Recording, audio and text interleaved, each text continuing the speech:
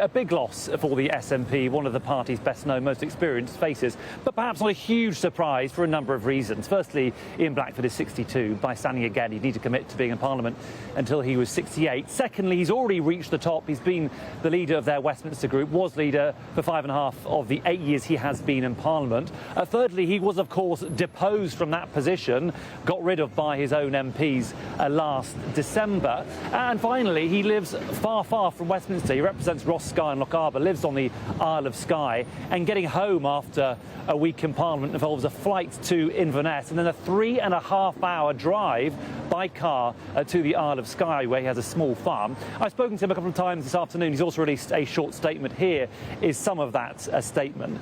Mr Blackford said, with the SNP selection process for the next Westminster election taking place over the coming weeks, I have thought long and hard about whether to offer myself as a candidate again.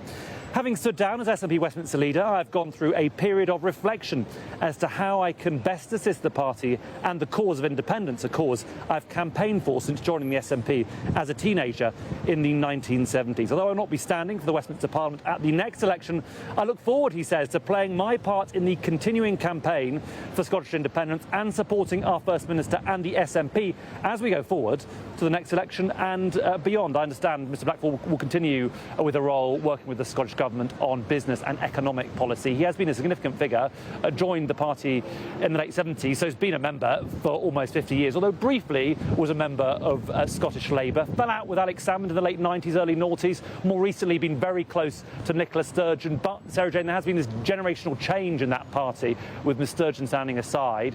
Of course, this announcement does prompt one question: what happens in Ross, Skye and Lochaber, that constituency formerly held by Charles Kennedy, the late Liberal Democrat leader? Certainly SNP sources have told me there's no chance that the Lib Dems will win it, but it will be one to look out for when it comes to next year's general election.